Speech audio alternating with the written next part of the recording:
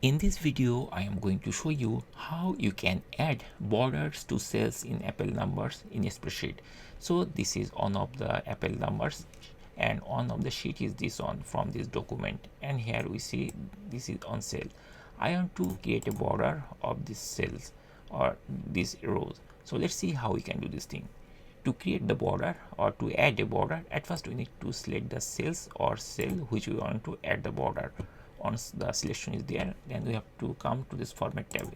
If the format sidebar is not there, we just need to click here and the format window will be appear here. This is the format sidebar. Now here we will see a couple of options are there like table, cells, text, arrange. Our goal is to create the border around these cells, right? So we have to come to cell section, and this is the cell section. Now here if we scroll a little bit, we'll see a couple of options are there like border. So I want to, there are different ways to select the border. This will create the border everywhere. This will create only the outside, and this is on the left side, this is on the middle side, and this is on the right side. Like this way there are different alignment, and if you want to add the border only at the bottom, we can click here. Now let's check at the bottom first. So I'm going to click here, and then I'm going to choose a color. I'm going to choose like some other color so that it is easily visible through our eyes. I'm going to choose red. Okay, then I'm going to close this window, and then I'm going to increase the size of this one, and here we see that a border has been added. So in this way we can add a border.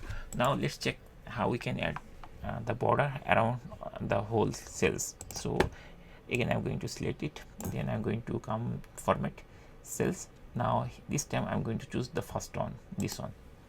Okay, and then I'm going to choose the color as red. For example, I'm going to choose red color, and then I'm going to increase this size a little bit so that it is easily visible. And there is also some border style is there. We can also choose from here also 1 point or this 3 point.